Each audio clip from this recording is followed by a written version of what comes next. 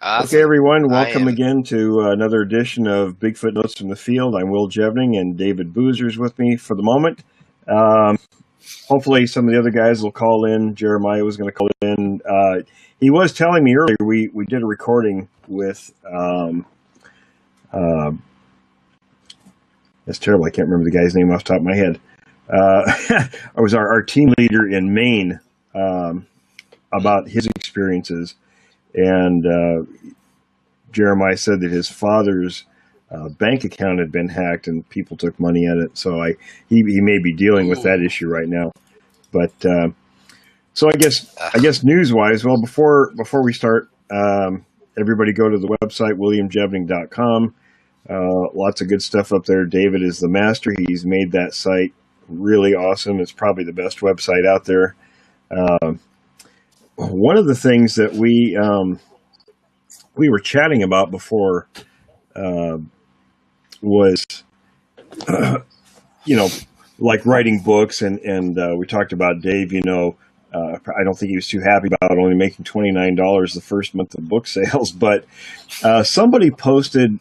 I guess they were chatting with him about that on Facebook earlier today, and I can't remember who the person was. I'd have to go back. I should have went back there and maybe gotten the conversation, but this gentleman said that. There was only, and he made it sound like a small number. There was only 15% of the population that believes in Bigfoot. Maybe you should go write about sea monsters and all these other things. Well, I'm not the best at math, so I went online to a percentage calculator. And mhm. now based on the U.S. population of 300 million people, 15% is 45 million people, folks. That's a big number. And, so, I mean, if only, And that's only and where did he get the well, 15%? I see, mean, that's a pretty, and exactly, yeah. that was my question: is where did that figure come in? I mean, I don't know how you calculate something like that, but it is possible. Now, if we were to say, okay, let's just presume that 15% is a correct figure, pretty close approximation. Then the TV shows out there about Bigfoot have really missed the mark. Because the one with probably the largest audience would be Finding Bigfoot or Not Finding Bigfoot, whichever you prefer. And I think I read online a few years ago that they were at that time about 1.6 million viewers. Well, based on the U.S. population, if 45 million people actually believe the creatures are real or could be real, that's a potential audience. I mean, I think The Walking Dead, it's the number one TV show, gets 20 million viewers. So if 45... And that's not even realistic. Exactly. So if the subject of Bigfoot has potential, again, if it has 45 million people that think, and that's in this country alone, that they're real, I think what is 1% of that audience would only be 4.5 million based on the country's population. So if they're getting 1.6 million, they're getting maybe a quarter of the potential audience. Not even no, they're not, take that back. They're getting about 1/4 of 1% of audience viewers. So I think whoever produces television has really missed the mark on those figures. And then of course all the other shows, Mountain Monsters and some of those with their humor factor are probably quite a bit less, I'm sure. But I think a lot of people who produce television really don't understand how to tap into that big audience. It is a big audience, and even if it's not 45 million, it's still a pretty hefty number, and people are willing to take an interest in the subject if it's presented correctly. And I think all the media people really, instead of going after what the audience wants, they're portraying what they want, what they think it is. Yeah. I'm actually writing my own little ebook, kind of explaining the two incidences I had, or the two things that happened and we found 20 years apart from each other at Elderberry Flats area here in Southern Oregon. That's awesome. So it was, yeah. So and when you get try my hand at, that's right. See, when you get it done, put it on the website. You should. I will. Absolutely. Thank you. I will. That'd be awesome. So yeah, it's little short reads for $2.99. I figured that's a pretty good, awesome deal. Absolutely. And, if I sell them, I sell them. I don't really care. I just wanted to write it and publish something out there. I've published internet marketing books, so I might as well. And do this. when I like this. When I did notes from the field, when you first write a book, you really don't have an idea of where it's going to go or what kind of interest it's going to get or any of that stuff. You're sort of, you walk into it thinking, wow, I could make a ton of money with this, or and it doesn't really happen. I mean, unless you get somebody big behind you that's pushing it. But well, it looks like I don't know, Adam, if you're still there, Adam, and our team leader in Australia, I saw him pop on and off here. I don't know, he was going to try to join us, but like I said, if anybody wants to jump on here, just click lock seat where you see it on the front here. It says open seat, and come on in, chat with us. I'm not quite sure what happened to the guys tonight that usually join in, but like I said, I think Jeremiah has some stuff going on personally tonight. And I haven't heard from Gerald for a couple of weeks. I don't know if he's been working some weird hours and stuff, but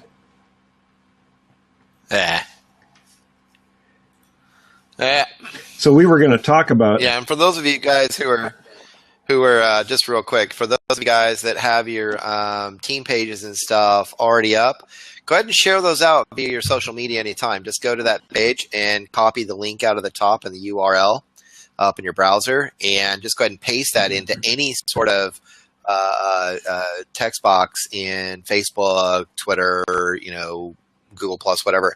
I put featured images in there, so an image will populate. So there it is. Some of you guys gave me some really small, little, tiny images. I can't use those at all. So quit sending me 125 by 125s. They just don't work.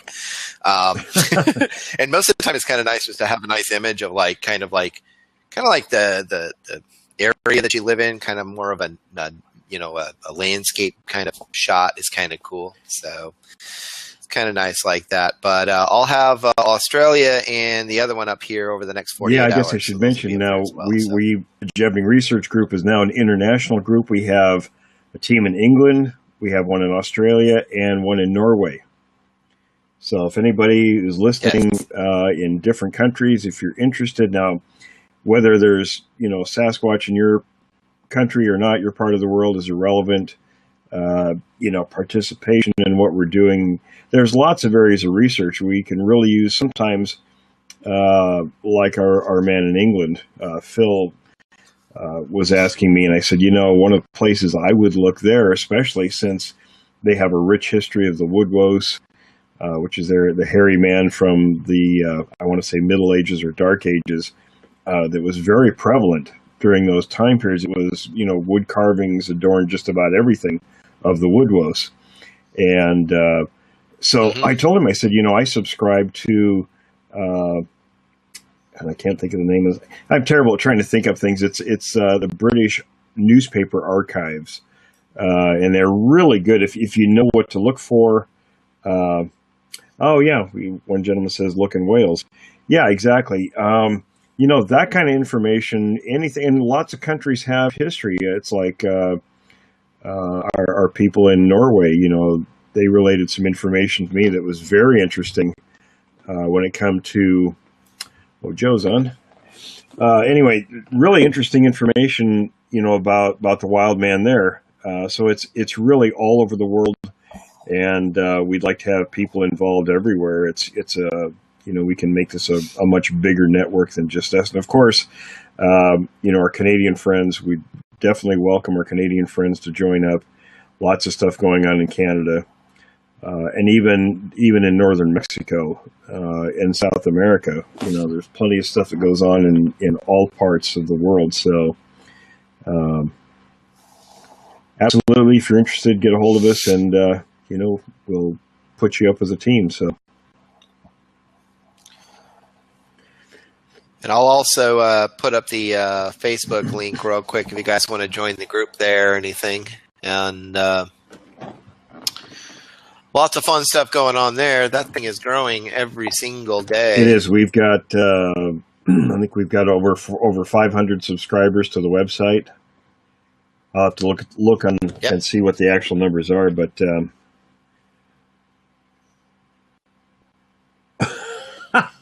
There you go. I don't know if I would. I don't know if I'd want to say that.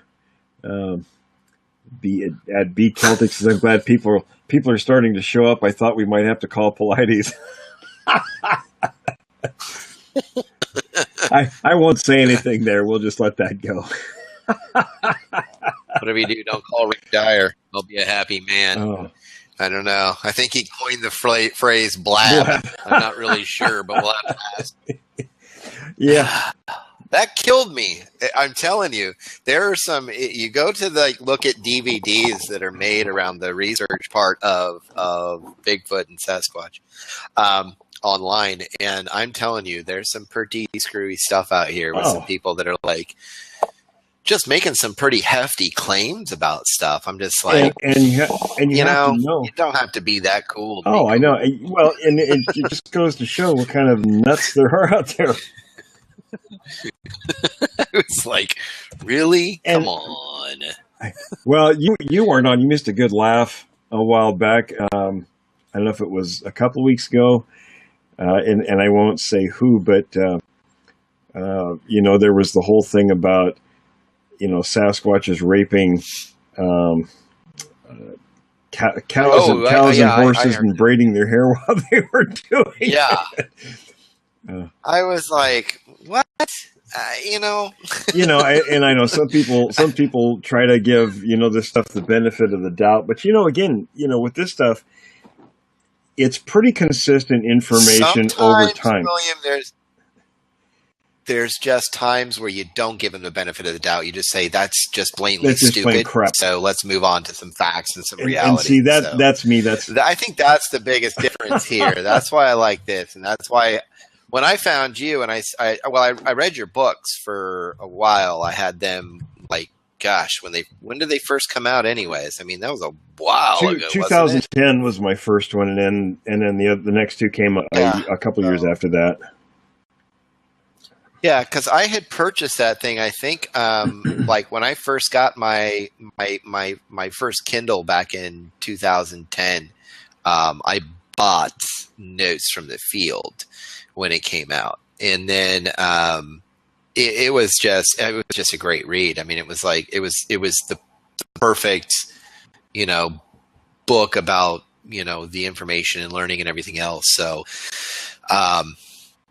Then, of course, the other ones come out, Haunted Valley and the other ones. Those were also Search of the Unknown. That was awesome.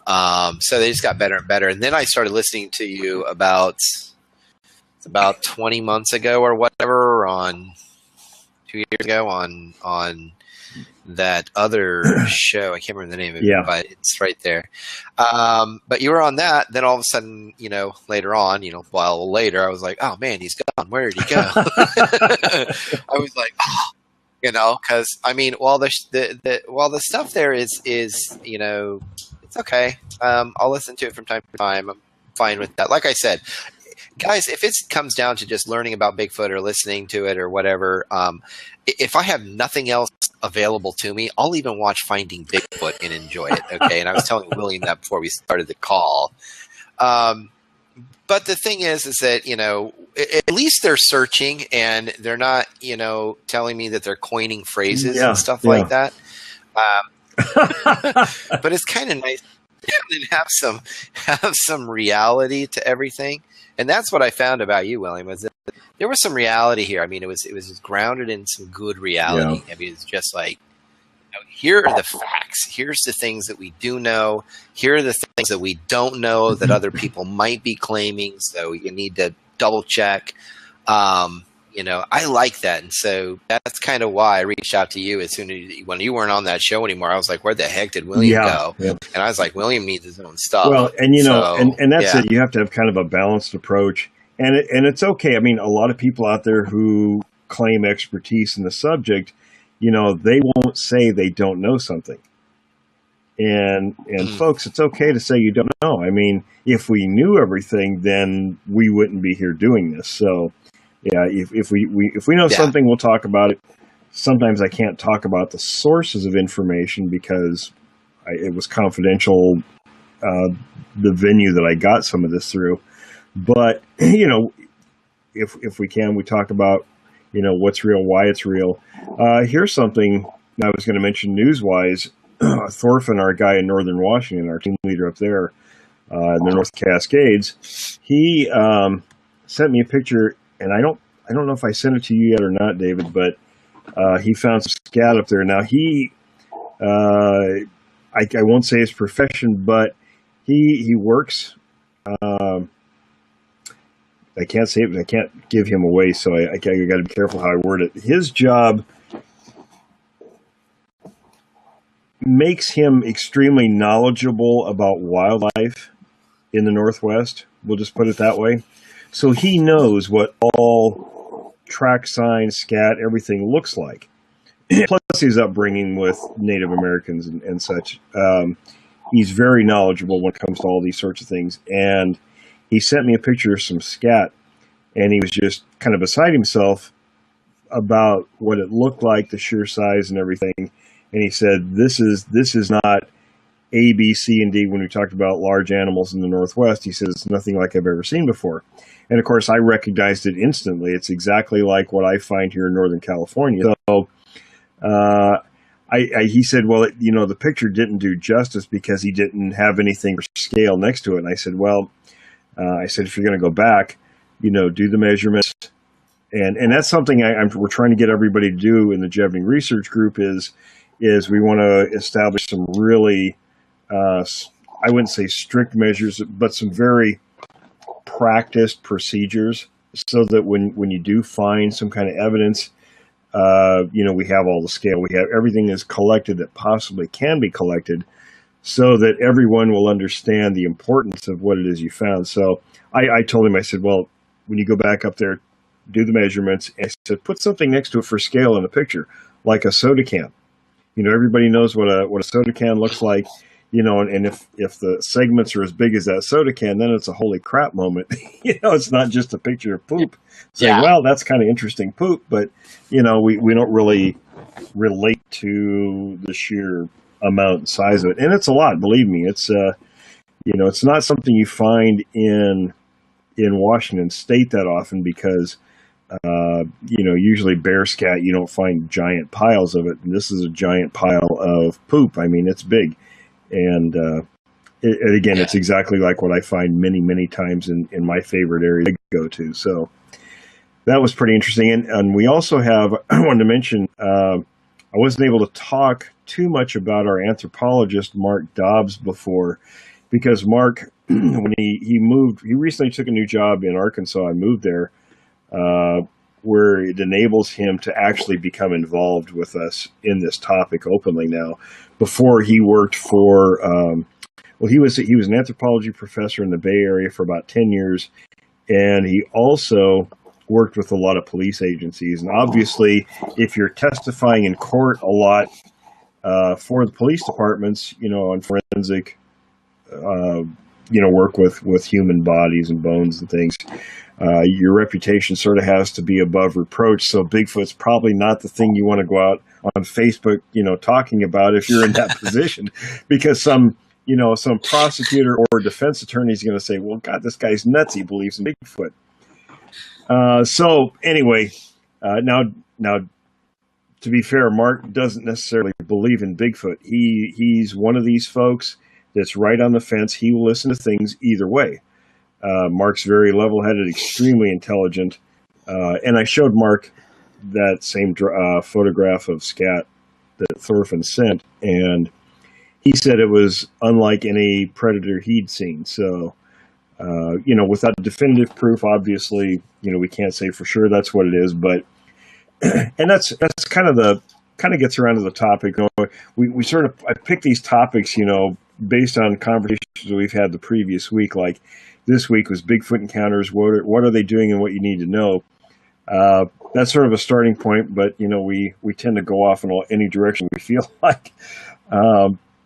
But that sort of goes along with this one. I mean, and again, our people, if they're out there approaching an area and evidence properly and documenting that evidence, then it's not a game of guesswork quite so much.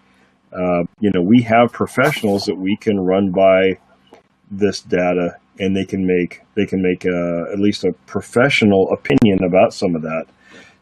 So it cuts down on the guesswork a little bit. I mean, we don't want somebody out taking a picture of poop and find out it's Jim Bob up the road that was out taking a dump in the woods, when he was drunk the other night or something.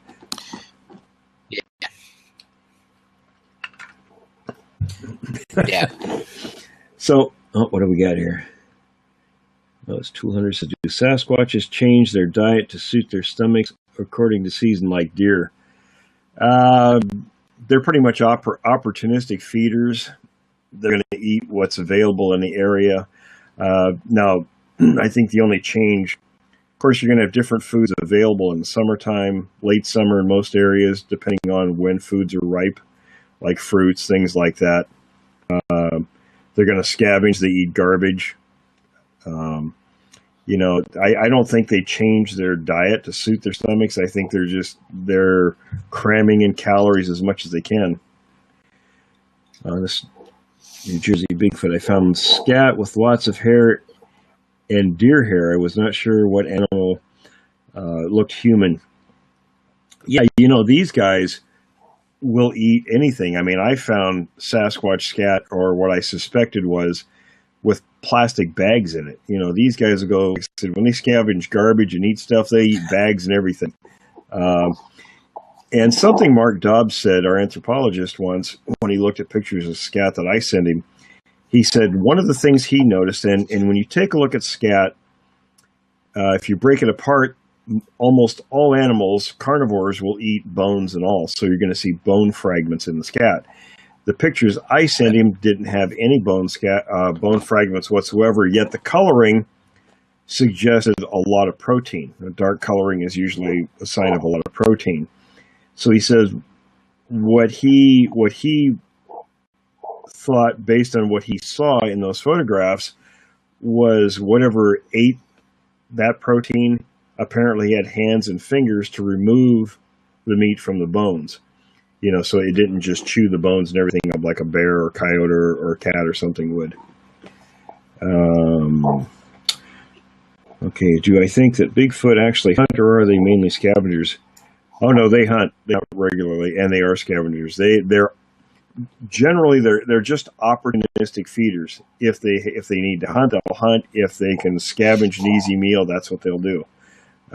Because they need a minimum of 15,000 calories a day to survive. So, and again, depending on size and how much movement they're doing and all those sorts of things, that's a lot of calories. So and typically, I've been told by native peoples that they are always eating, and yeah, that is a lot of calories, as Toolhunter says. But when you look at, let's say, bodybuilders, humans. A typical bodybuilder needs around, I think it's 3,000, 3,500 calories a day. So if something, now we're talking somebody that's maybe 250 pounds, 6 feet tall, you get a creature that's 8, 9 feet tall, 1,000, 1,200 pounds, living up in the forests. I think 15,000 calories isn't a stretch at all.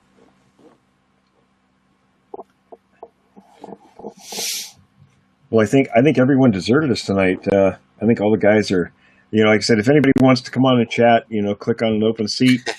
You can come on and chat, ask questions. But I mean, we can do it too, David hasn't been here for a while. He was going to work on another project, but I've been gone for a couple weeks. Oh man,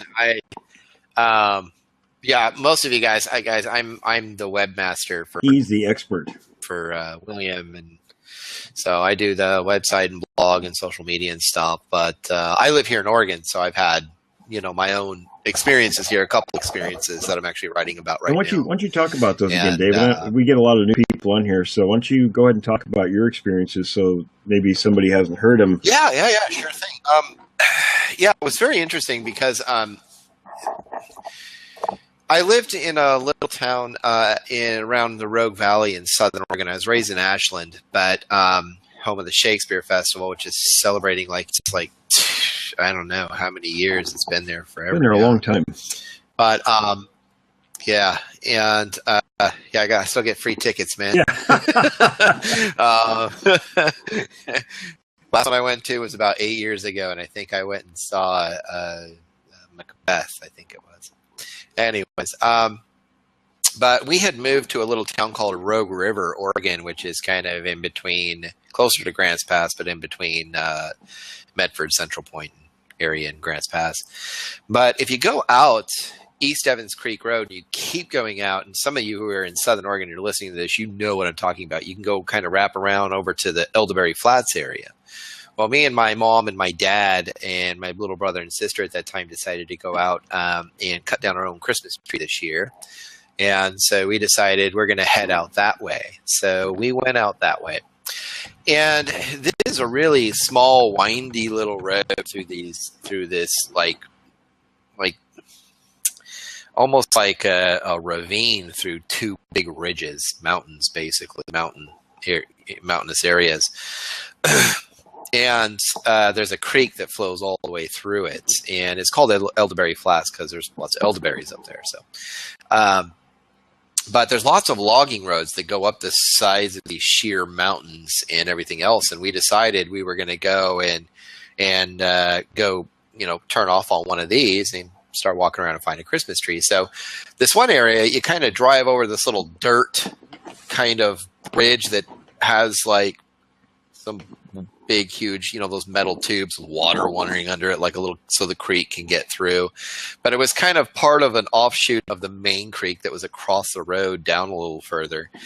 But anyways, we pulled in there, and it has this big open kind of area, right here. But then all of a sudden, to the right, if you keep going, the road gets small, but it's enough for, big old truck to get up there and get logs. And off on the side of that is some open space for about 30 yards. And then after that, it was thick black forest. I mean, when it's gray outside here, I don't care if it's sunny out here. I'll show you. You see that right there? That's about as far as I can see into my woods here. Okay? And there's still daylight here. Yeah. So I'm telling you, when it's gray, it's even darker. And the thing is, we could only see out maybe 30, 40 feet into, the woods there. And so we all got out of the car. My brother and my sister and my dad started hanging out over here around this kind of ridge area that kind of goes uphill. And me and my mom decided we're going to follow the side road and go look at all these nice trees up this way. Let's see. He pays for the police cruiser. Thanks. Yeah, we can get that in a minute. I'll let him get to that in a minute. I'll kind of keep this short because it's really interesting.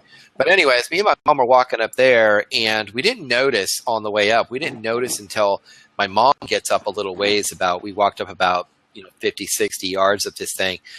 And all of a sudden my mom's like, do you see that? What is that? And I'm telling you, it came out of the trees. It came out of the trees to the side of the road and straight down. And it was like straight line. It wasn't like kind of, how people can be kind of, like this. I mean, it was just like, boom, it just, just, and these footprints, I'm telling you, were big. They were bigger than my dad's. I know that for a fact. And I'm telling you, on some of these footprints, there were toes, like big toes, and you could make them out. And this is what threw my mom, because she was looking for other tracks. She's like, oh, it's a bear, it's a bear, it's a bear. And even my dad, he didn't even come up to look because he was my dad. He was kind of like that. He's like, whatever, ding dongs. And but my mom was like, it had to be a bear, it had to be a bear. And I'm thinking to myself, even later on that day and weeks on end, I was like, there was only one set of tracks. There wasn't four. And I know, because we still lived out in the woods out East Evans Creek Road, and we had bear and cougar and everything else out there. So we knew, I knew what it was. And I was like 13 at the time, so I knew. And I'm telling you, these things, when I would stretch from one to the other, I was almost doing the splits. I was still a short guy, yeah, but I'm telling you, I was doing almost the splits, and I was like 13 years old. So it was pretty crazy.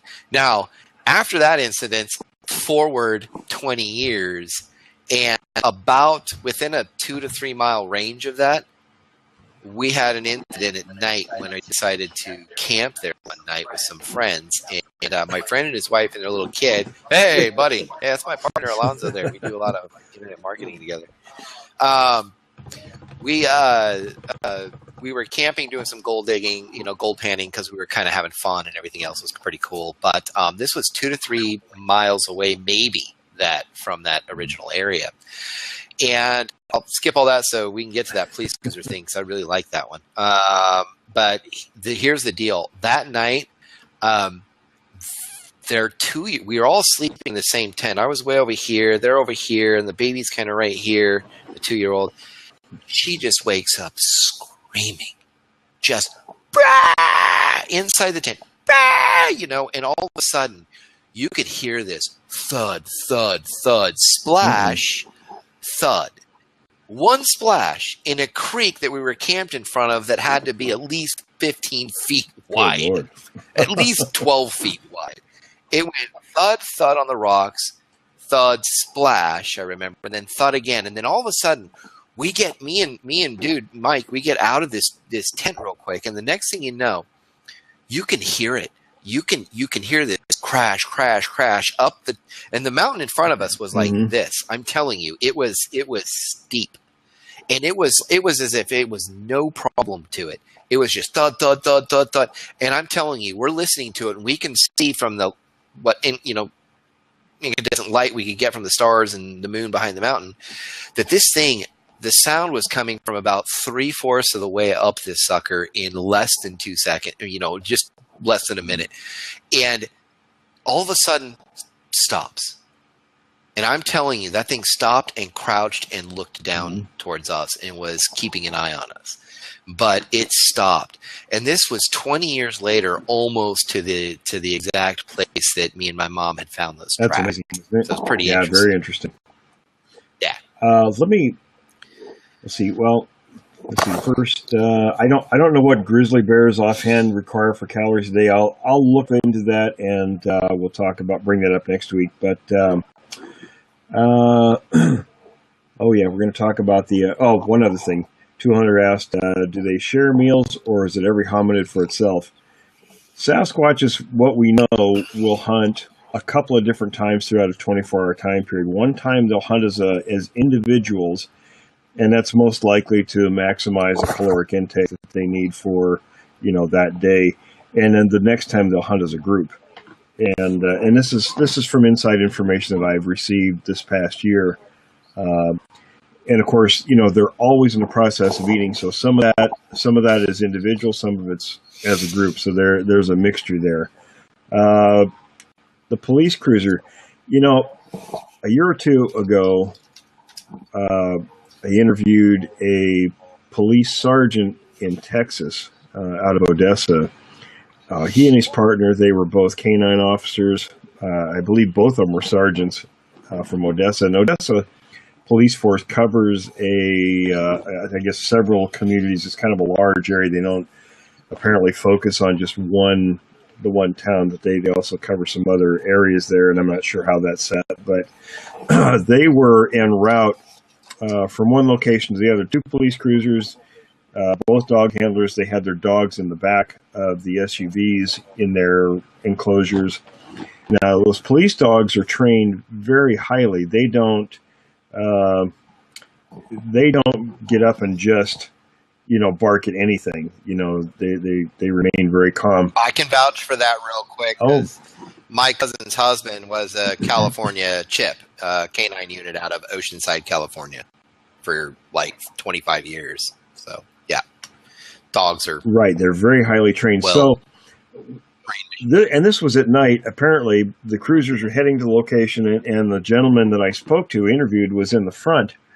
And I'm not sure the spacing, maybe 100 yards between the 2 vehicles as they were moving. And he said, out of the corner of his eye, the peripheral vision, how their headlights, shine off to the sides, especially in an area that's not, doesn't have a lot of brush, you can see quite a ways. And he said he saw movement. So he glanced over and saw something running at high speed, angling towards him from this open area off to his right. And it came right up next to the cruiser and was pacing the cruiser. And the creature was on all fours, and he said had to be at least 5 feet high on all fours. It was massive, and it was keeping pace with the vehicle. Now, I asked him how fast he was going, and he said 80 miles an hour. Now, I don't know if that's accurate or not. He said they were going at a pretty good clip. He said, I don't remember if I looked at the speedometer or not, but he thought that's how fast he was going. More than likely, it wasn't quite that fast, but, because at night, your perception's a little different than it is in daylight, so you oftentimes think you're moving faster.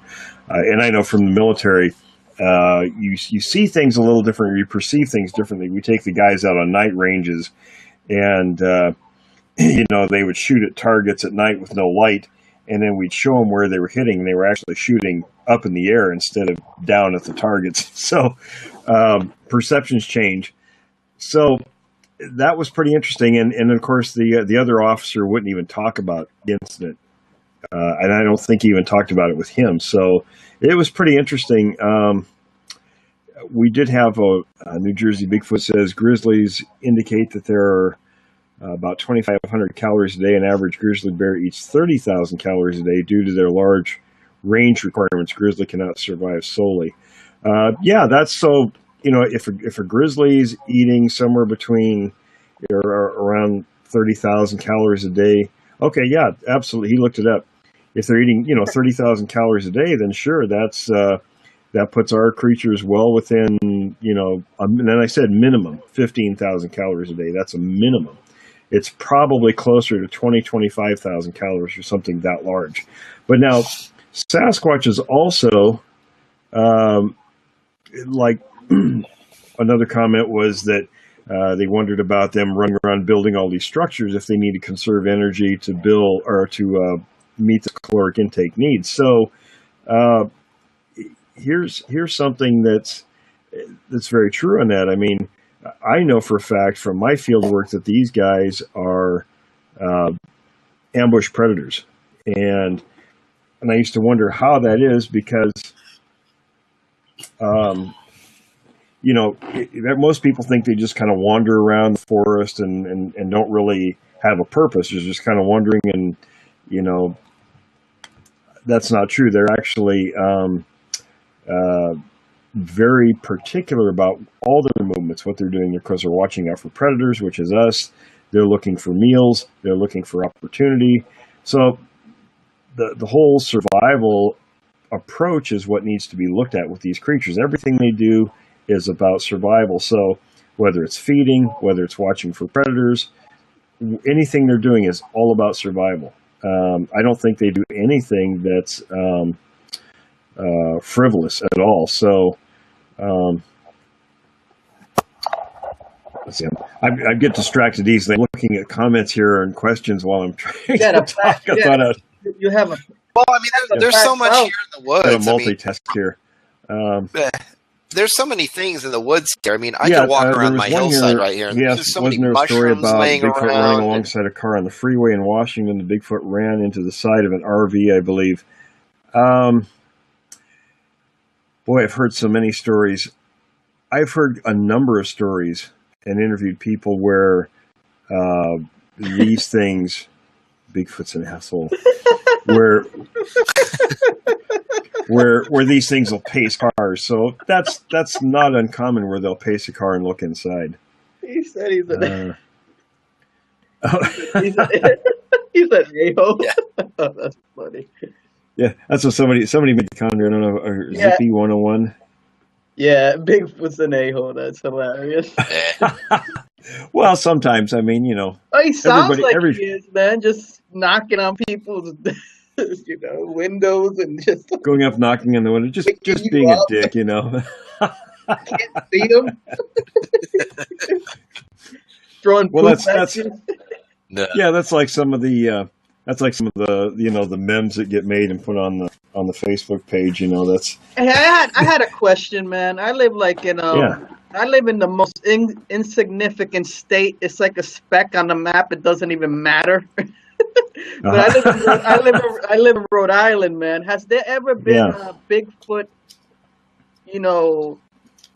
seen in these parts of Rhode Island or the New England area, Massachusetts, that area, or Connecticut?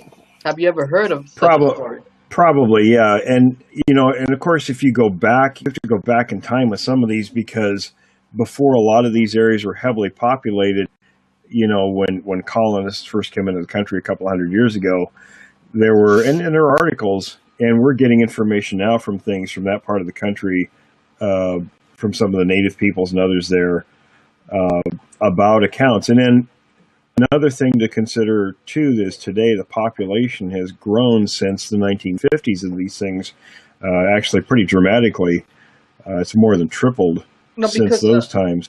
There's parts here in Rhode Island that there's a lot of Indian, Native Americans, Right. So they believe deeply in that. So that's why it's always, I've always Absolutely wondered, has there ever been a Bigfoot seen around this area, Oh, yeah. Yeah, absolutely. In fact, most states in the country, there have been seen. So even places you wouldn't think, West Texas, for instance, is, I went to my second non-commissioned officers academy at Fort Bliss in El Paso, and it's pretty much desert. You would never think there was anything around that area. And we had some pretty dramatic things happen in that area just a year ago. So, but see, there are adjacent mountains and things, and Sasquatches will go as far as 20 miles from sleeping areas to where they feed. So, if there are places that will sustain them, absolutely, they'll go out farther in places you may not think they'd go to forage or hunt or scavenge, especially where there are people. There's garbage, there's easy pickings, whether it's dog and cat food, things that people leave out, the pets themselves. I mean, it's absolutely, there's lots of things out there. And again, there's a lot we don't know because when we get reports, and that's something, for the name of what we called this particular show, Bigfoot Encounters, what they're doing, what you need to know, is almost every single time we get a report from somebody, that's just a tiny picture of what's the whole thing, or the whole situation that's going on. So, if somebody saw one run across the road, well, what was it doing there? And in terms of, No Boot says, if Bigfoot, No Boot says, if Bigfoot eats poodles, then I'm his biggest fan from now on. Zippy 101 says, so do we have a clear picture of Sasquatch yet, or is the guy just naturally blurry? I think that's a good one. I think the photographers. It's the long hair. Well, I think it's the. Trust me, I'm into photography. It's the long hair, and people just don't really know how to use the dial mode. I envy Bigfoot's hair. I wish I had it. I thought it was just the photographers that were blurry, but.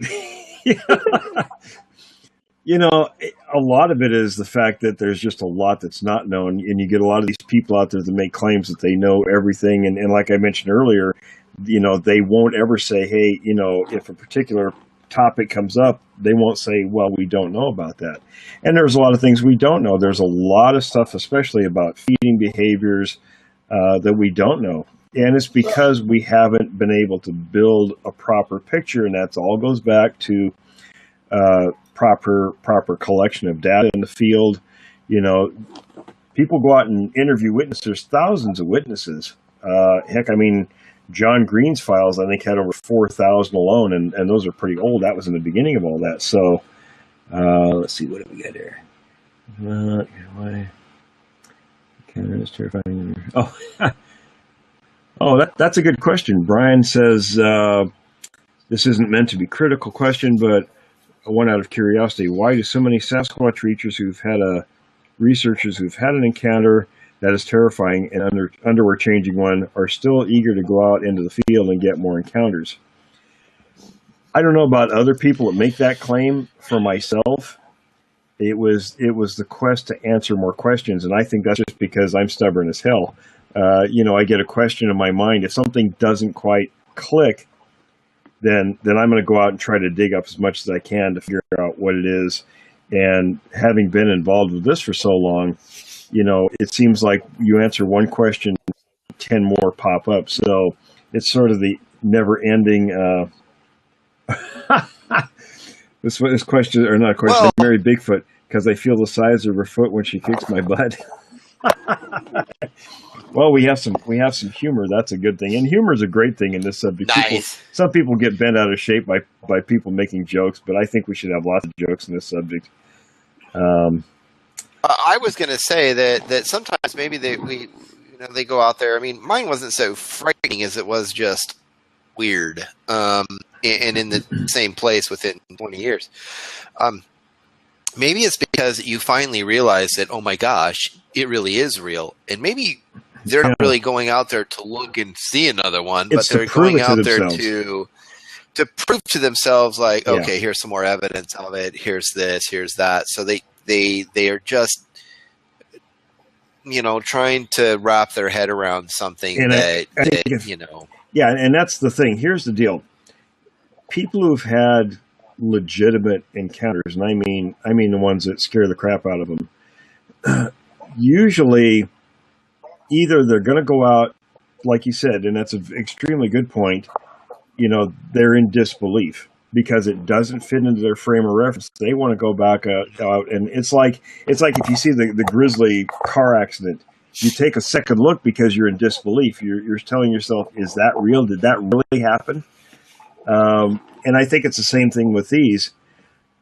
And the other part of that, of course, is, it's either disbelief or they absolutely will not go anymore. I mean, I've had many people contact me and tell me what happened, and they've sold their guns. They won't go hunting anymore. They go barely beyond their yard. Many people, it puts them in a state of shock. They simply will not go out and put themselves in that position ever again. So, and a lot of people there are people out there that make claims that they've had these encounters, and I can think of a few, and I know those, they push their incidents as being real, and I know they're fake. So, if people definitely want to be aware of people out there that are hoaxers, that are liars about their encounters. That does exist. A lot of it's just to get attention. So, or to try to make money off the topic or whatever, and I remember from my psychology courses in college, people will do things plus or minus like Rick Dyer. Sorry, I didn't mean to cut you off there, but I just want to wrap that up real quick. People can get a psychological lift, whether it's plus or minus. It doesn't matter to them. They're getting something out of it. They're getting attention. So, go ahead, Alonzo. No, I'm sorry. I think like with you, you're so seasoned in this that you can tell when someone's BSing you. When they're telling you a story. Usually, you can sense it. Yeah. So it's definitely. But why do you? Well, there's some. Why do you feel it's so elusive? Pretty though? awesome accounts that are like. What's that? You're like. Oh, I was just gonna say, there's some people that had some pretty awesome encounters that didn't really happen, but they're really good. It didn't really happen. They could sell a bridge to you in Brooklyn, and you would actually buy it. Didn't really right, happen. especially if they're, and they didn't really happen. Yeah. And I mean, and some of these people will go on, even though everybody knows the story is fake, will continue to push it as real, and I've heard this time and again over the years. This subject is kind of cyclic. I've been around for 43 years now, since the first time I saw footprints as a 14-year-old. And, having known that, the original guys who started this whole thing, I've been exposed to a lot of information over the years and even how they looked at stuff. And, yes, as I watched the video on YouTube where they caught a Bigfoot in a cage, by far it was not real, but gave you an idea of what it must look like. And then question is how many have I seen? I saw 2 Sasquatches the first time I encountered them, and then 14 years later saw a single individual. So I've seen a total of 3 individuals over the years, and that's pretty lucky because usually if you see one once, you're probably not ever going to see one again. That's the statistical probability in this subject. Why are they? If I were you guys, I would go to Amazon real quick and just search William Jevning in there and grab his books there. Your encounters were in the book Search of the Unknown. Yeah, and I just, like I said, I was talking earlier. I'm rebooting my first book in Notes from the Field, Tracking North America Sasquatch, because my editor brought up a good point when she was working on, because I'm kind of retooling the first 3 books, because the second 2 were sort of, I threw them together really quickly. We're I sort of chopped them up from one large project and decided to make a couple of small projects while I was working on something else. So she brought up a good point. She said there was a lot of information missing from Notes from the Field. Well, anybody who's read Notes from the Field in my account, I went back and looked at it. Now, when I wrote Notes from the Field, I had no idea how to write a book. I put all the information together, and a friend of mine who was a contractor in all 3 states on the West Coast was financially backing it. He was handling all it, so he was on my tail a lot to hurry up and get stuff done and to him. And we had 2 editors and a whole bunch of people that proofread. So Nice. when I went through later, I found out there was a lot of pieces that were missing. There were things that were chopped up. The images weren't the way I wanted them. I was pretty upset. And, of course, at that time, he retired, moved to Ecuador. So I was sort of dumped with the whole thing in my lap. I'm thankful that he paid $4,000 for the editing and did all this work. He was a great guy. But at that point, I was unable to make any changes. And I figured, well, I needed to get this into publishing, and didn't really pay that much attention. Everybody seemed to like it.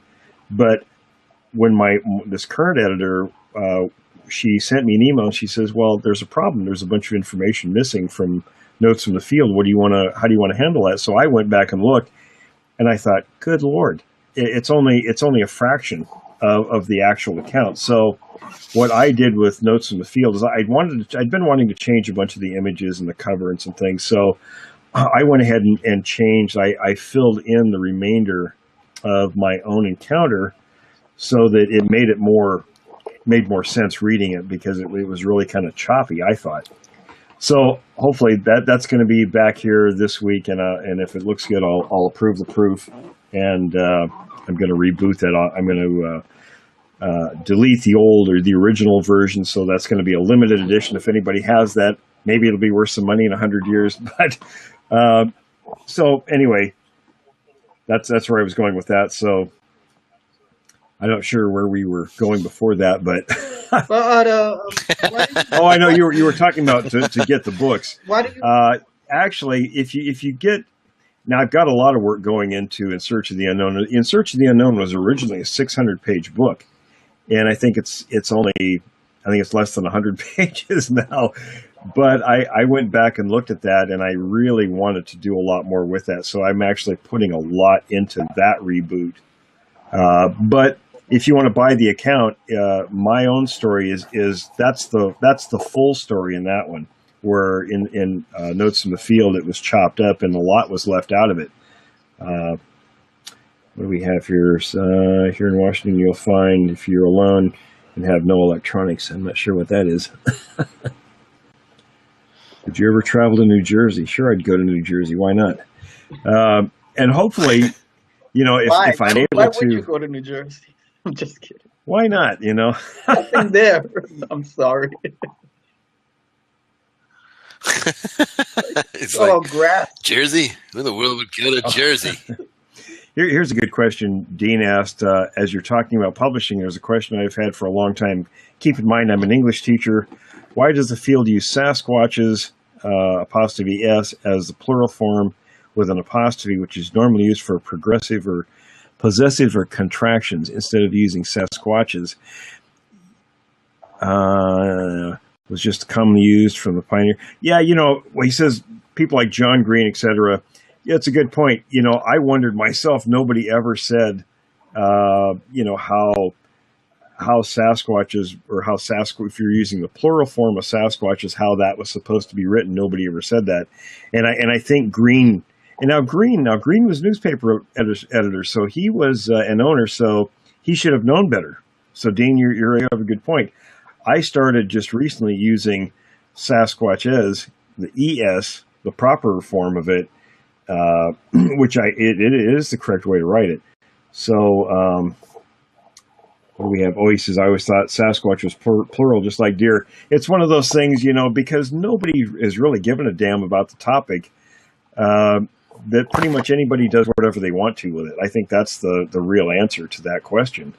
But I do think that if you're going to talk about multiple, then I'd put the ES on, I think that's the right way to do it. Oh, he says, thank you. One question to cross off the list. I have those lists myself, so things that make you go, Oh, I found out what it was.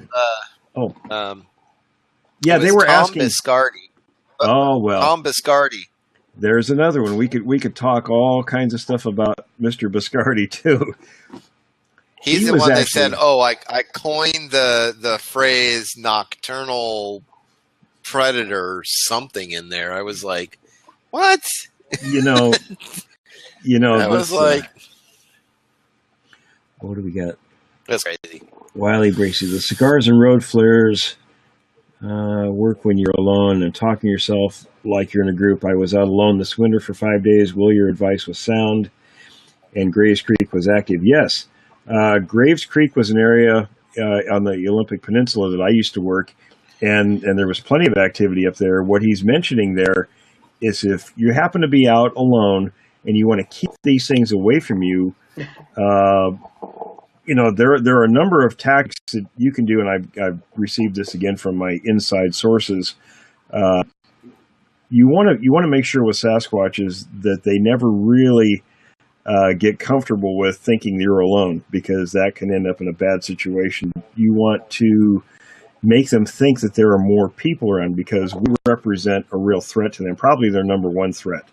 And of course, that we could go into that. That's another whole topic of discussion, but that goes back to ancient times when I'm sure there was a lot more friction between human beings and these creatures.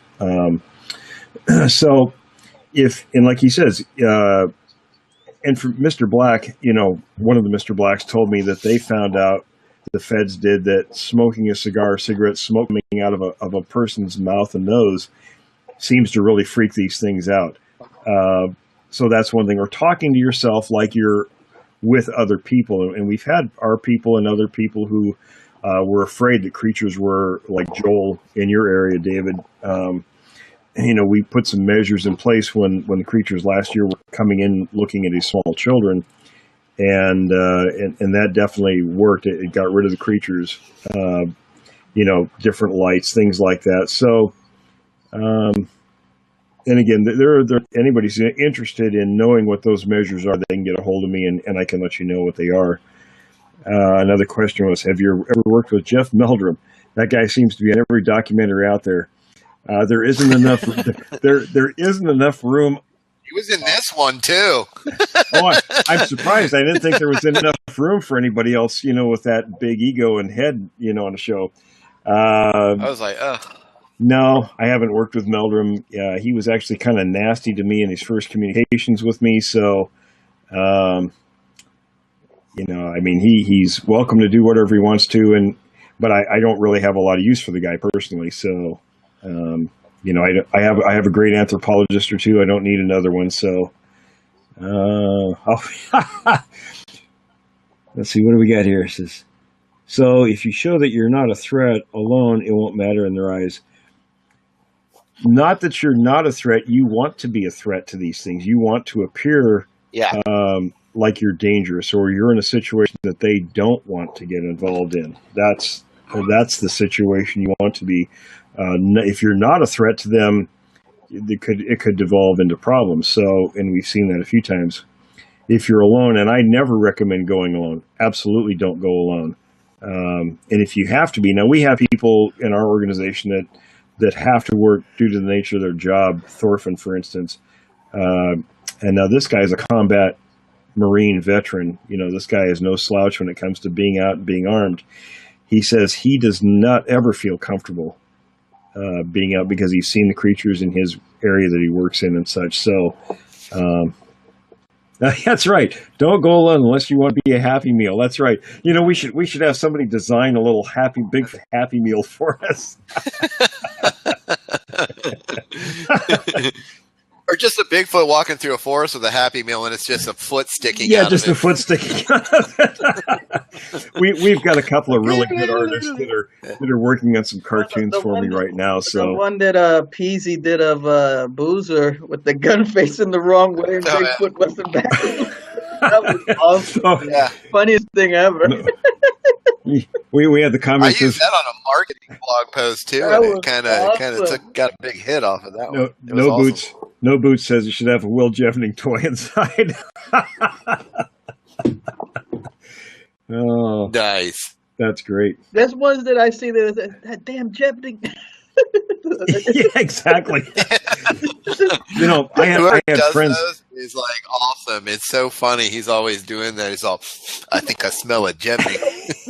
That's one way Bigfoot's walking. He has a crush. TW is great with the laptop. TW is great. He's got a hell of a sense of humor. That guy. I love that stuff. That's how it should be, man. That's pretty good stuff there. Oh yeah.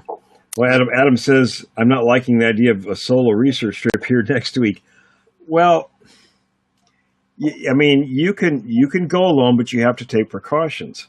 Again, it's always better to have somebody with you. But if you can't, I would definitely take a dog with you or dogs. Here's something that's a great deal. Now we know that the powers that be, the people that actually go out after these things, use pyrotechnics. Now, the pyrotechnic that's easy to get for anybody, if anybody knows what a bird bomb is. In where I work, we use them to scare seagulls away. It's like you have like a little starting pistol. It has a little charge that you put in there, and it looks like a little M80 that fits in the end of it, and you shoot it up in the air, and it flies about 100 or 150 feet, and it goes kaboom. It makes a pretty loud bang.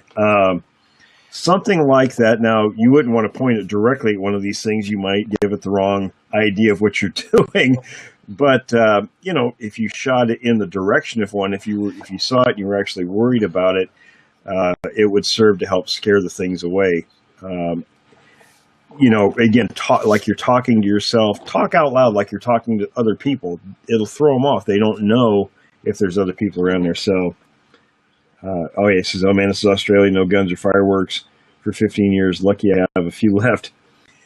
Yeah, I mean, and there's things, I mean, I always carry a few road flares with me. There's just some things, I learned in the Army, fire is your friend if you're in a situation that's bad. It's a psychological thing. No animal or people really deals with fire. So, but there's a number of things you can do. That's right. If you can't outrun it, the last thing I'm going to do is I'm going to set it on fire. So, no, but he said take someone you can outrun. So I guess so your friend can be eaten. That's what I used to tell my friend Jack. He always used to tell me. He says, "Well, what's going to happen if we get one chased?" And I said, "Well, hell, I'm going to run." He says, "Well, what about me?" And I says, "Well, you're my escape plan." I said, I used to tease him. I tell him the Sasquatch was going to bend him over the stump and rape him, and I tell him that kind of stuff so often. So he finally said, well, he says, at least take pictures. And I said, don't worry, buddy, I'll make you famous. Take someone with bad knees. Yeah, that's right. Kick them in the leg, they fall over, and off you go. You're okay.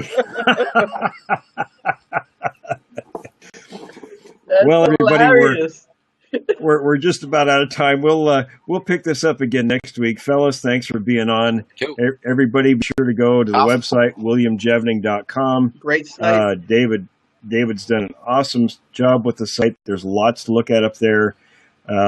These shows are posted up there every week, so if you miss something, if you want to go back, go up there, click on one, you can listen to it. So, anyways, everyone.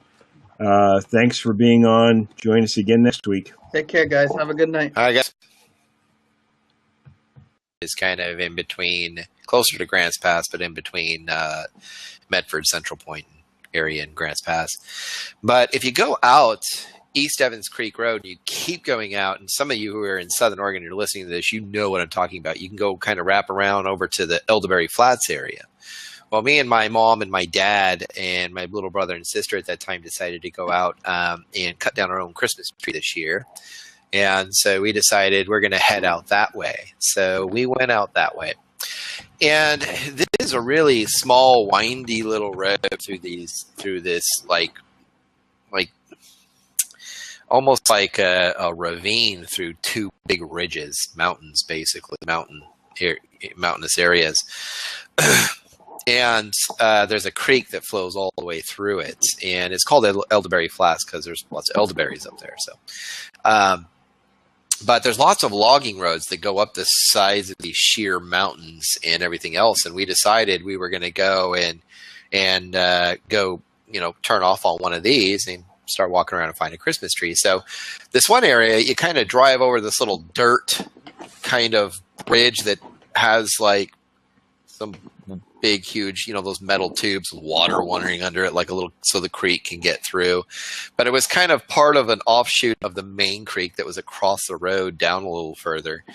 But anyways, we pulled in there and it has this big open kind of area, right here. But then all of a sudden to the right, if you keep going, the road gets small, but it's enough for, big old truck to get up there and get logs.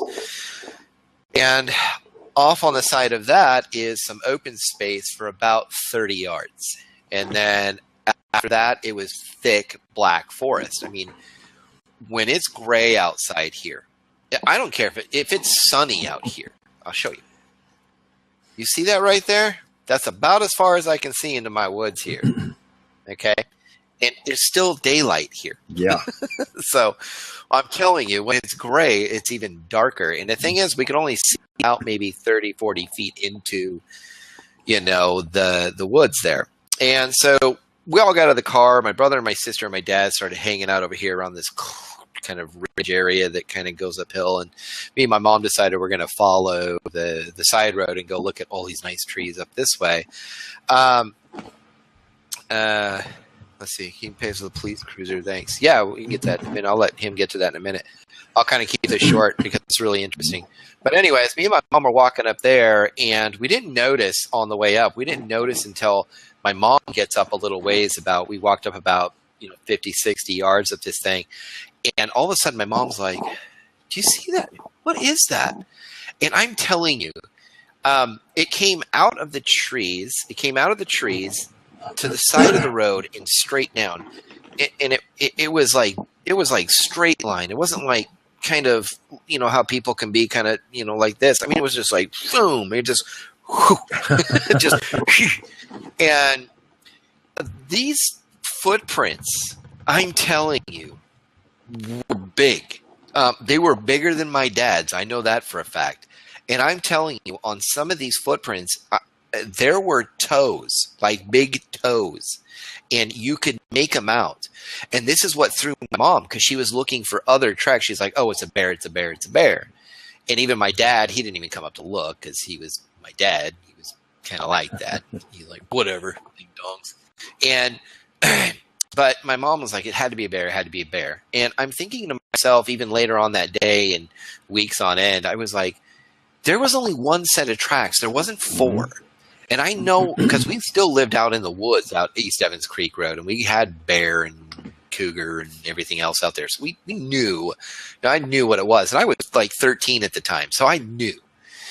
And I'm telling you, these things, when I would stretch from one to the other, I was almost doing the splits. I was still a short guy, yeah, but I'm telling you, I was doing almost the splits, and I was like 13 years old.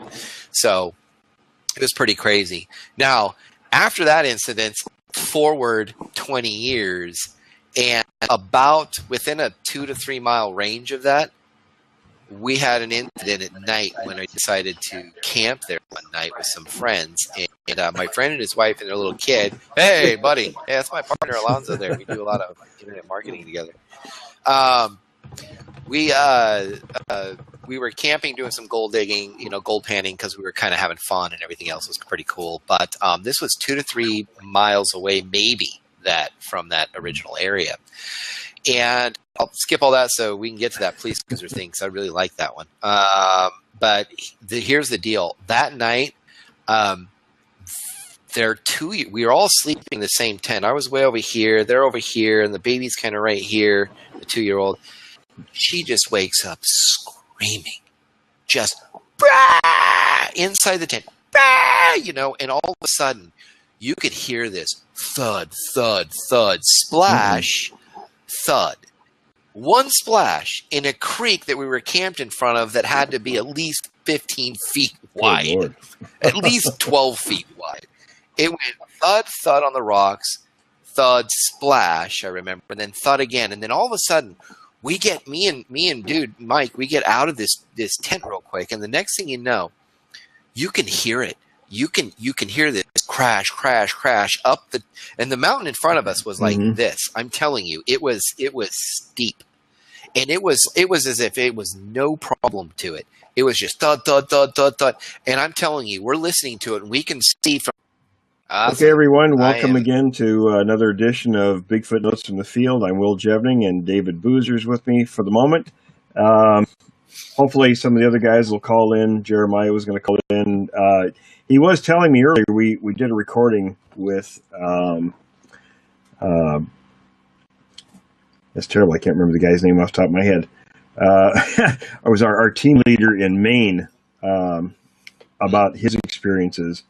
And Jeremiah said that his father's bank account had been hacked and people took money at it. So he may be dealing with that issue right now.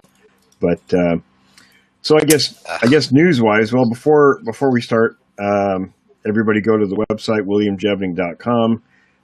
Lots of good stuff up there. David is the master. He's made that site really awesome. It's probably the best website out there. One of the things that we were chatting about before was, like writing books, and we talked about Dave. I don't think he was too happy about only making $29 the first month of book sales, but somebody posted. I guess we were chatting with him about that on Facebook earlier today, and I can't remember who the person was. I'd have to go back. I should have went back there and maybe gotten the conversation. But this gentleman said that, there was only, and he made it sound like a small number. There was only 15% of the population that believes in Bigfoot. Maybe you should go write about sea monsters and all these other things. Well, I'm not the best at math, so I went online to a percentage calculator. And now based on the U.S. population of 300 million people, 15% is 45 million people, folks. That's a big number. And, so, I mean, if only. And that's only, and where did he get the 15%? Well, see, I mean, that's a pretty. And exactly. Yeah. That was my question, is where did that figure come in? I mean, I don't know how you calculate something like that, but it is possible. Now, if we were to say, okay, let's just presume that 15% is a correct figure, pretty close approximation. Then the TV shows out there about Bigfoot have really missed the mark, because the one with probably the largest audience would be Finding Bigfoot or Not Finding Bigfoot, whichever you prefer. And I think I read online a few years ago that they were at that time about 1.6 million viewers. Well, based on the U.S. population, if 45 million people actually believe the creatures are real or could be real, that's a potential audience. I mean, I think The Walking Dead, it's the number one TV show, gets 20 million viewers. So if 45... And that's not even realistic. Exactly. So if the subject of Bigfoot has potential, again, if it has 45 million people that think, and that's in this country alone, that they're real, I think what is 1% of that audience would only be 4.5 million. Based on the country's population. So if they're getting 1.6 million, they're getting maybe a quarter of the potential audience. Not even they're not, take that back. They're getting about 1/4 of 1% of audience viewers. So I think whoever produces television has really missed the mark on those figures. And then of course all the other shows, Mountain Monsters and some of those with their humor factor are probably quite a bit less, I'm sure, but I think a lot of people who produce television really don't understand how to tap into that big audience. It is a big audience, and even if it's not 45 million, it's still a pretty hefty number, and people are willing to take an interest in the subject if it's presented correctly. And I think all the media people really, instead of going after what the audience wants, they're portraying what they want, what they think it is. Yeah. I'm actually writing my own little ebook, kind of explaining the two incidences I had, or the two things that happened and we found 20 years apart from each other at Elderberry Flats area here in Southern Oregon. That's awesome. So it was, yeah. So and when you get try my hand at, that's right. See, when you get it done, put it on the website. You should. I will. Absolutely. Thank you. I will. That'd be awesome. So yeah, it's little short reads for $2.99. I figured that's a pretty good, awesome deal. Absolutely. And, if I sell them, I sell them. I don't really care. I just wanted to write it and publish something out there. I've published internet marketing books, so I might as well. And when I like this. When I did notes from the field, when you first write a book, you really don't have an idea of where it's going to go or what kind of interest it's going to get or any of that stuff. You're sort of, you walk into it thinking, wow, I could make a ton of money with this, or, and it doesn't really happen. I mean, unless you get somebody big behind you that's pushing it. But, it looks like I don't know, Adam, if you're still there, Adam, and our team leader in Australia, I saw him pop on and off here. I don't know, he was going to try to join us, but like I said, if anybody wants to jump on here, just click lock seat where you see it on the front here where it says open seat, and come on in and chat with us. I'm not quite sure what happened to the guys tonight that usually join him, but like I said, I think Jeremiah has some stuff going on personally tonight, and I haven't heard from Gerald for a couple of weeks. I don't know if he's been working some weird hours and stuff, but he's one of these folks that's right on the fence. He will listen to things either way. Mark's very level-headed, extremely intelligent, and I showed Mark that same photograph of scat that Thorfinn sent, and he said it was unlike any predator he'd seen. So, without definitive proof, obviously, we can't say for sure that's what it is, but, and that's kind of gets around to the topic. We sort of, I picked these topics, based on conversations we've had the previous week. Like this week was Bigfoot encounters. What are they doing and what you need to know? That's sort of a starting point, but we tend to go off in any direction we feel like. But that sort of goes along with this one. I mean, and again, our people, if they're out there approaching an area and evidence properly and documenting that evidence, then it's not a game of guesswork quite so much. We have professionals that we can run by this data, and they can make at least a professional opinion about some of that. So it cuts down on the guesswork a little bit. I mean, we don't want want somebody out taking a picture of poop and find out it's Jim Bob up the road that was out taking a dump in the woods, when he was drunk the other night or something.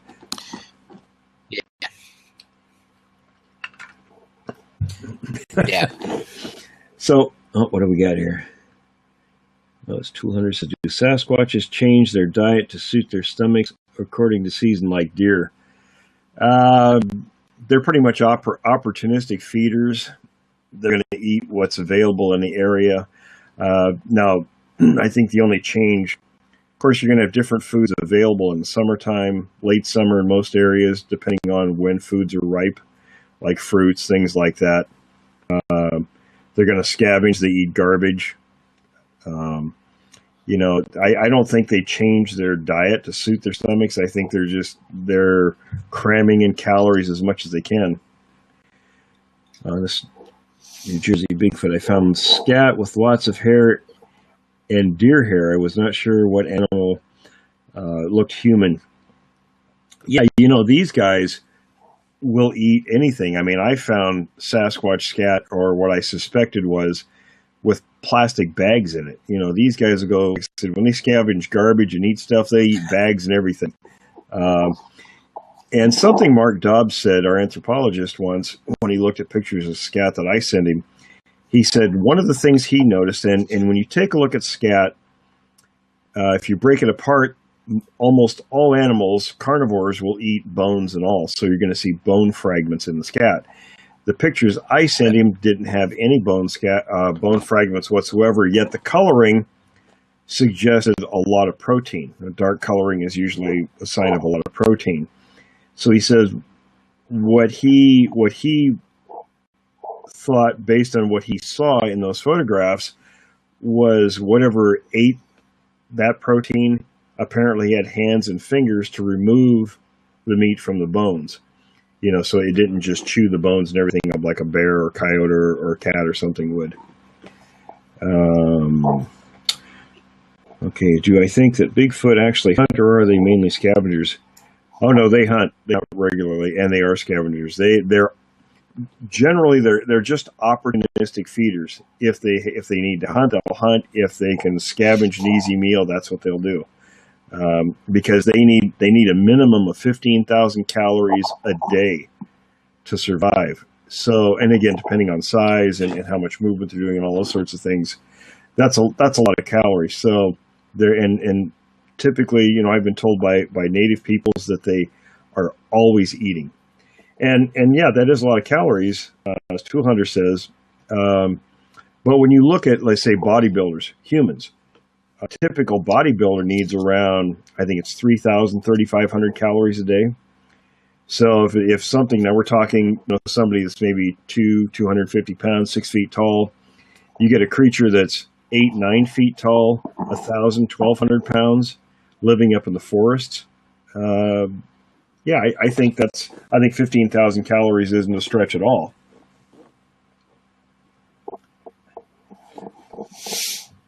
Well, I think everyone deserted us tonight. I think all the guys are, like I said, if anybody wants to come on and chat, click on an open seat. You can come on and chat, ask questions. But I mean, we can do it too, David hasn't been here for a while. He was going to work on another project, but I've been gone for a couple weeks. Oh man, yeah, most of you guys, I'm the webmaster for. He's the expert for William, and so I do the website and blog and social media and stuff. But I live here in Oregon, so I've had my own experiences here, a couple experiences that I'm actually writing about right now. Why don't you talk about those again, David? We get a lot of new people on here, so why don't you go ahead and talk about your experiences so maybe somebody hasn't heard them. Yeah, sure thing. Yeah, it was very interesting because I lived in a little town around the Rogue Valley in Southern Oregon. I was raised in Ashland, but home of the Shakespeare Festival, which is celebrating like I don't know how many years. It's been there forever. Been there a long time. But yeah, and I still get free tickets, man. Yeah. Last one I went to was about 8 years ago, and I think I went and saw Macbeth, I think it was. Anyways, but we had moved to a little town called Rogue River, Oregon, which is...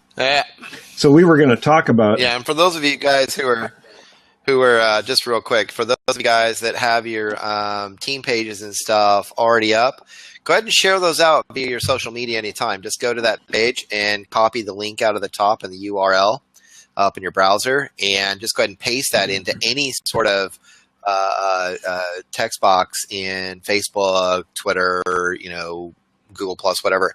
I put featured images in there, so an image will populate. So there it is.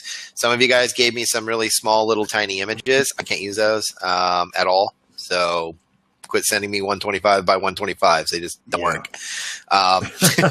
And most of the time, it's kind of nice just to have a nice image of kind of like the area that you live in, kind of more of a landscape kind of shot is kind of cool. So it's kind of nice like that. But I'll have Australia and the other one up here over the next 48 hours. Yeah, I guess I should mention now, the Jabbing Research Group is now an international group. We have a team in England, we have one in Australia, and one in Norway. So if anybody is listening in different countries, if you're interested now, whether there's, Sasquatch in your country or not, your part of the world is irrelevant. Participation in what we're doing.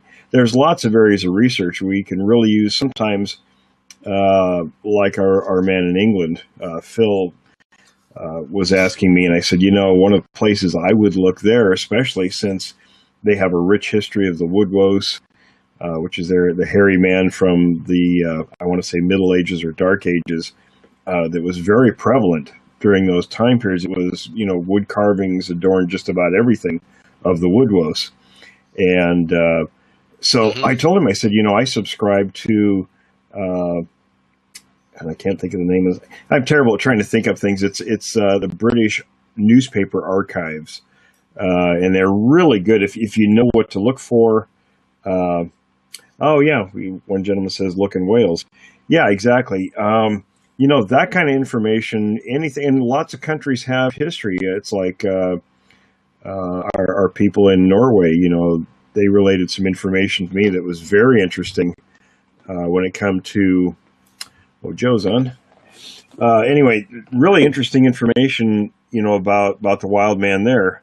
So it's really all over the world, and we'd like to have people involved everywhere. It's we can make this a much bigger network than just us. And of course, our Canadian friends, we definitely welcome our Canadian friends to join up. Lots of stuff going on in Canada. And even in northern Mexico and South America, there's plenty of stuff that goes on in all parts of the world. So, absolutely, if you're interested, get a hold of us, and we'll put you up as a team. So, and I'll also put up the Facebook link real quick if you guys want to join the group there or anything, and. Lots of fun stuff going on there. That thing is growing every single day. It is. We've got, I think we've got over 500 subscribers to the website. I'll have to look on and see what the actual numbers are, but there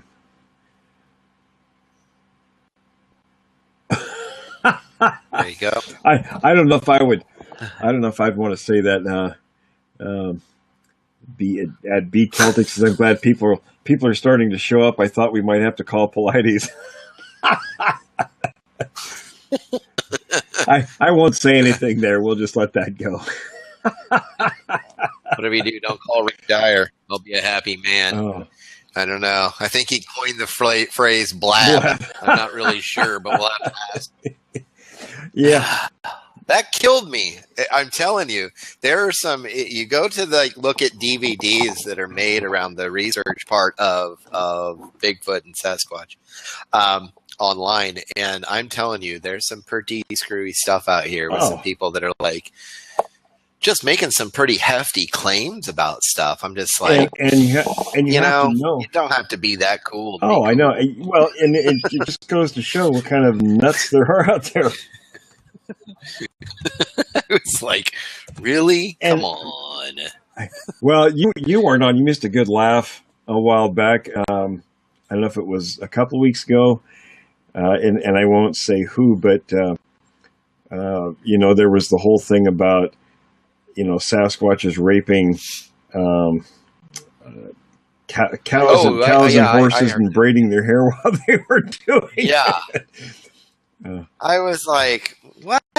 And I know some people try to give, this stuff the benefit of the doubt, but again, with this stuff, it's pretty consistent information over time. William, there's just times where you don't give them the benefit of the doubt. You just say, that's just blatantly stupid. Crap. So let's move on to some facts and some reality. And see, that's me. I think that's the biggest difference here. That's why I like this. And that's why when I found you and I read your books for a while, I had them when did they first come out anyways? I mean, that was a while ago. 2010 was my first one. And then the next two came a couple years after that.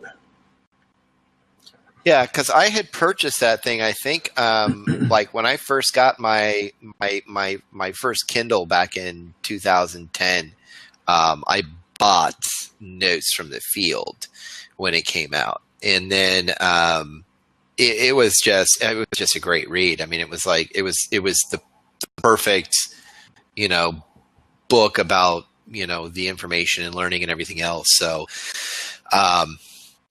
Then, of course, the other ones come out, Haunted Valley and and the other ones, those were also Search of the Unknown. That was awesome. So they just got better and better. And then I started listening to you about 20 months ago or whatever, on 2 years ago, on that other show. I can't remember the name of it, but it's right there. But you were on that. Then all of a sudden, later on, a while later, I was like, oh man, he's gone. Where did he go? I was like, oh. Because while the stuff there is it's okay. I'll listen to it from time to time. I'm fine with that. Like I said, guys, if it comes down to just learning about Bigfoot or listening to it or whatever, if I have nothing else available to me, I'll even watch Finding Bigfoot and enjoy it. Okay, and I was telling William that before we started the call. But the thing is that, at least they're searching and they're not, telling me that they're coining phrases and stuff like that. But it's kind of nice to have some reality to everything. And that's what I found about you, William, was that there was some reality here. It was grounded in some good reality. Yeah. It's just like, here are the facts. Here's the things that we do know. Here are the things that we don't know that other people might be claiming. So you need to double check. I like that. And so that's kind of why I reached out to you when you weren't on that show anymore. I was like, where the heck did William go? Yeah. And I was like, William needs his own stuff. Well, and and that's it. You have to have kind of a balanced approach. And it's okay. A lot of people out there who claim expertise in the subject, they won't say they don't know something.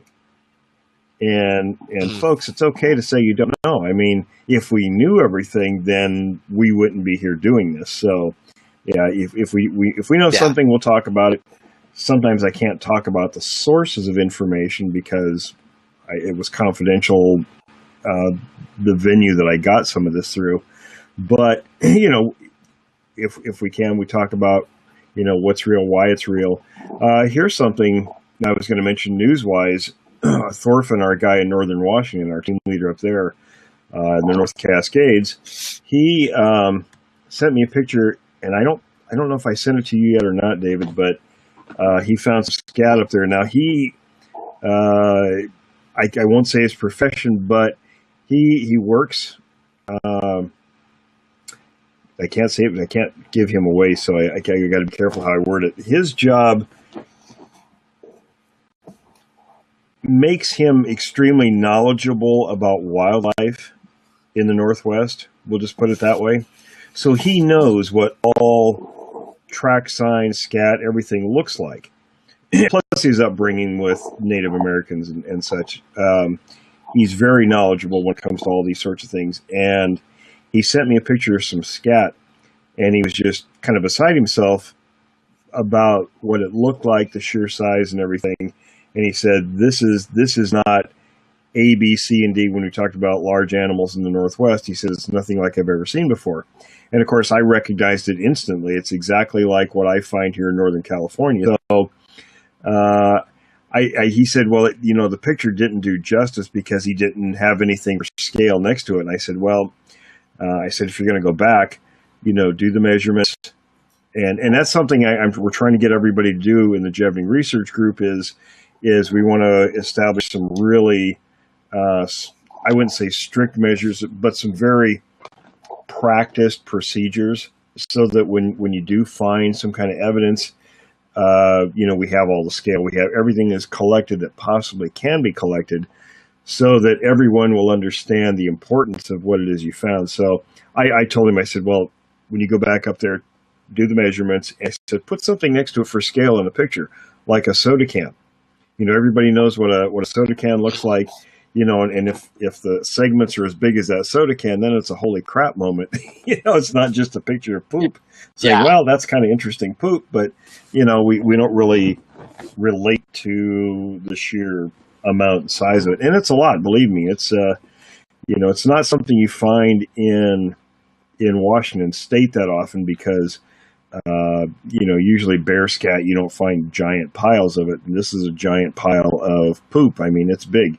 And again, it's exactly like what I find many, many times in my favorite area to go to. So that was pretty interesting. And we also have, I wanted to mention, I wasn't able to talk too much about our anthropologist, Mark Dobbs, before, because Mark, when he recently took a new job in Arkansas and moved there, where it enables him to actually become involved with us in this topic openly now.